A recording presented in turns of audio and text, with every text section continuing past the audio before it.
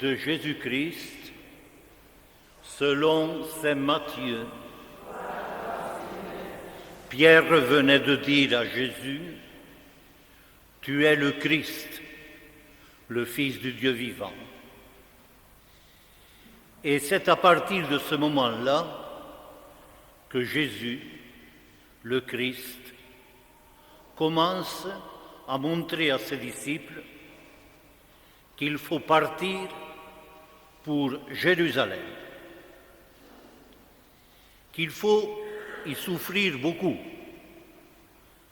de la part des anciens, des chefs des prêtres, des scribes, qu'il faut s'y faire tuer et ressusciter le troisième jour. Pierre le prend à part. Ils se mettent à lui faire de vifs reproches. Et Dieu t'en garde, Seigneur. Tout ça ne t'arrivera pas. Alors Jésus se retourne et dit à Pierre, « Passe derrière moi, Satan. Sur ma route, tu es un obstacle. Tes pensées ne sont pas des pensées de Dieu, ce ne sont que des pensées humaines. » Et Jésus dit à ceux qui le suivent, « Si quelqu'un veut marcher derrière moi, qu'il renonce à lui-même, qu'il prenne sa croix et qu'il me suive. Celui qui veut sauver sa vie la perdra. Et celui qui, à cause de moi, perd sa vie, la gardera. » Et quel avantage un homme pourrait-il avoir à gagner le monde entier s'il le paye de sa propre vie? Quelle somme va-t-il verser en échange de sa propre vie? Car le Fils de l'homme va venir avec ses anges dans la gloire du Père, et il rendra à chacun selon ce qu'il a fait. Acclamons par l'Alléluia la parole de Dieu. Alléluia, Alléluia, Alléluia.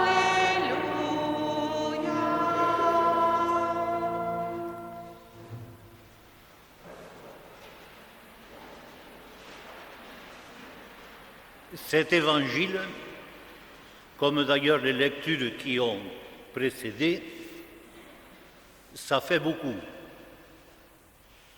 C'est plutôt rude. Le message aujourd'hui n'est pas facile parce que Jésus nous oblige à être entièrement réalistes et à aller au bout des choses. Pourtant, tout semble bien parti et Pierre, le principal interlocuteur ici, se trouvait sur son petit nuage.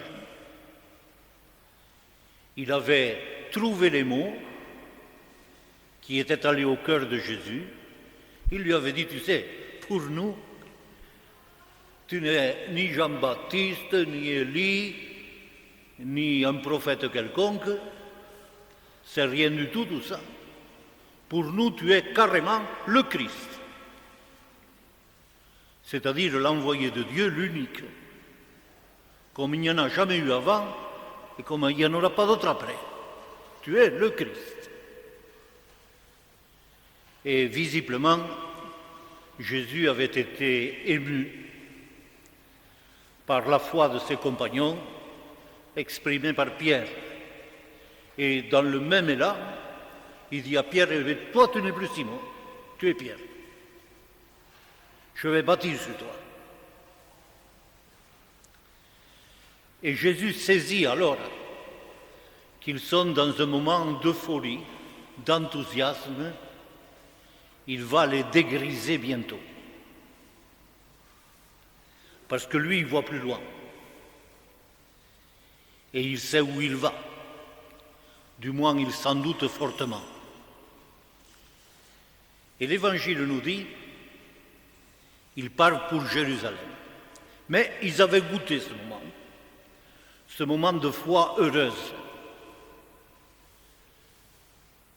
Nous qui croyons, nous avons eu comme ça des moments dans notre vie, peut-être quand on était enfant, peut-être plus tard, peut-être aujourd'hui, en telle ou telle occasion, on était bien dans la foi, bien dans sa peau de chrétien, heureux. Ça fait du bien.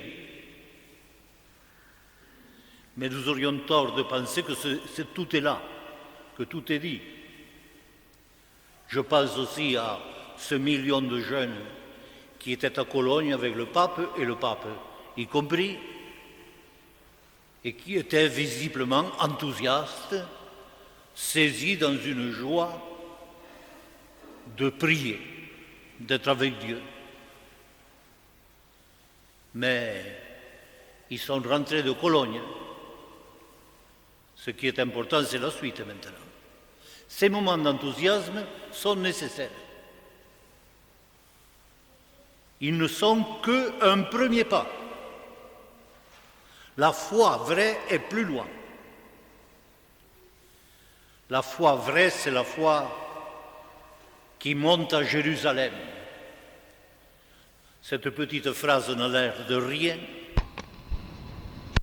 Jésus quittait la Galilée, la multiplication des pains, les foules enthousiastes, et qu'il allait plonger dans ce nœud de vipère qui l'attendait à Jérusalem, et où il allait laisser sa peau,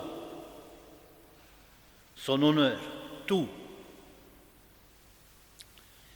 Et nous dit Saint Luc, qui le marque très bien dans son évangile, il prend le tournant.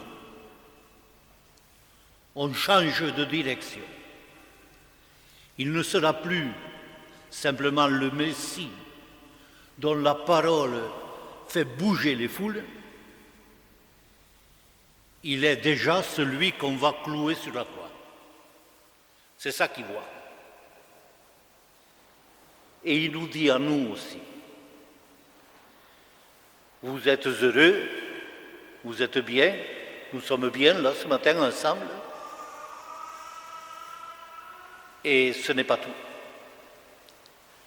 La vie n'est pas ce parcours de rose, c'est un parcours de combattant. La vie est éprouvante, elle est difficile.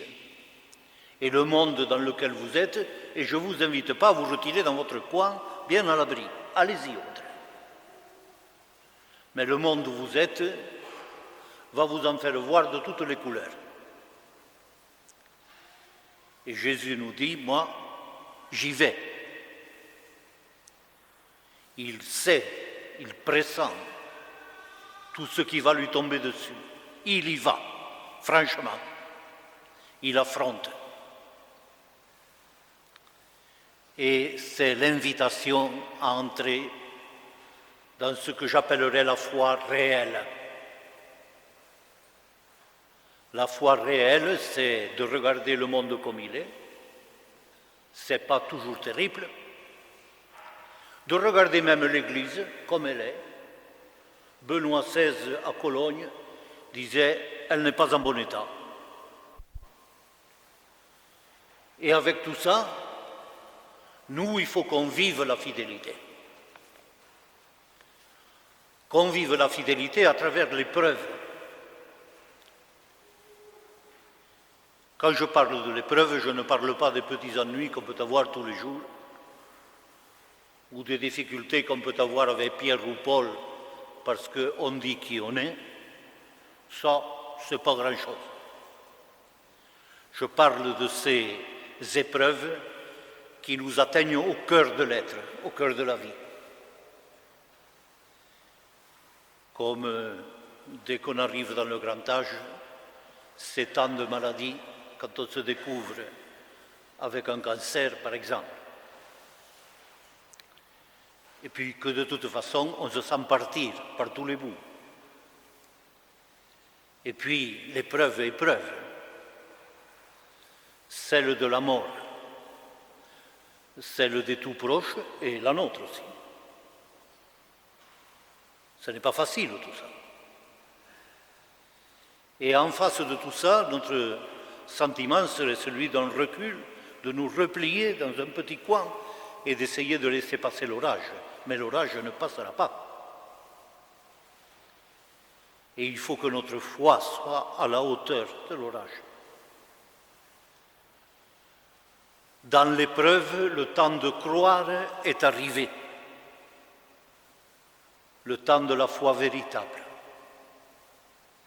Il nous faut nous aussi prendre le tournant de Jérusalem. Et Jésus nous invite à le suivre en y mettant le prix. Le prix, ce n'est pas des bricoles. Le prix, c'est notre peau. C'est notre vie. Et on entend cette phrase qui a de quoi faire sursauter le monde moderne. Il vous faut renoncer à vous-même et être prêt à donner votre vie, parce que vous la donnerez de fait. Et que le renoncement sera presque la meilleure stratégie que vous puissiez avoir en face de certaines difficultés de l'existence. Aujourd'hui, on ne dit pas ça. On dit qu'il faut s'épanouir, enlever ce qui nous gêne, faire ce qui nous plaît. Et Saint Paul nous disait tout à l'heure, non, il faut chercher, pas ma volonté, mes désirs, mes pulsions, mes passions, il faut chercher ce que Dieu veut. Et ce n'est pas clair encore. Parce que si on savait ce que Dieu veut, bon, il n'y aurait qu'à prendre ou à laisser. Et il faut le chercher, ce que Dieu veut de moi. Et il faut donc s'accrocher, garder les yeux ouverts, le cœur généreux et se durcir la peau quelquefois au milieu de tout ça, pour traverser ces moments, pour assurer les passages. Il faut donner sa vie. Et il faut entamer ce que Saint Paul appelle l'adoration véritable. Je ne sais pas si vous avez remarqué, c'était sensible dans les JMJ, aujourd'hui ça redevient un peu à la mode chez les chrétiens de prendre un temps d'adoration.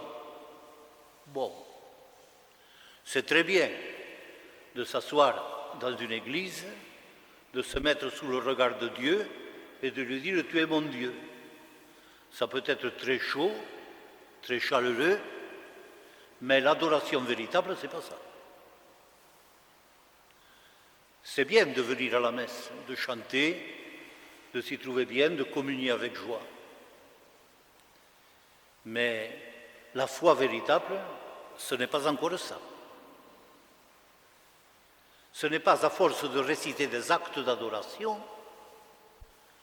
que je fais de l'adoration véritable ou des gestes d'adoration.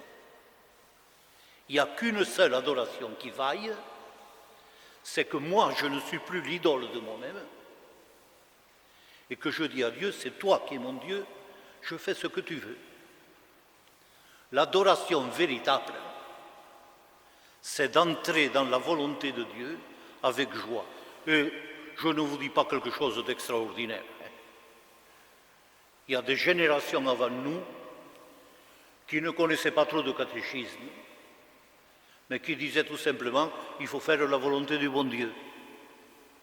Et qui entraient franchement dans cette attitude, dans cette position. Voilà à quoi, aujourd'hui, Jésus nous invite, lui qui a été l'adorateur, pas parce qu'il a fréquenté le temple, ni manié des encensoirs, mais parce qu'un jour, mis en face de ce dilemme où tu lâches tout, où on va te faire mourir, toi. Et il dit, faites-moi mourir. Mon Père, je me remets entre tes mains. Et il a sué du sang pour arriver à tenir sur cette attitude. Pensez à l'agonie. C'est ça la foi. Tout ce qui est avant, c'est intéressant, c'est utile, c'est nourrissant même. Mais pour chacun de nous, il y a un moment où il vient le temps de l'adoration véritable, c'est-à-dire de l'offrande totale de soi. Et je terminerai avec quelques mots d'une prière qui a guidé beaucoup de chrétiens dans ces temps modernes et qui est celle d'un homme qu'on va béatifier bientôt, Charles de Foucault. Il priait ainsi, et cette prière peut être la nôtre. Mon Père, mon Dieu, je m'abandonne à toi.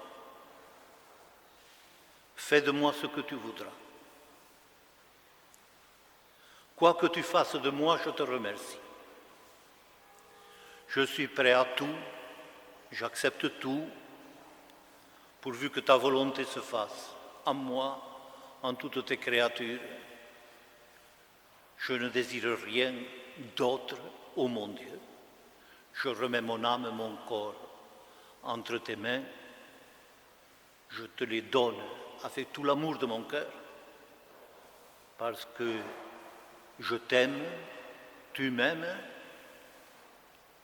et que ce m'est un besoin d'amour de me donner, de me remettre entre tes mains, sans mesure, car c'est toi, mon Père.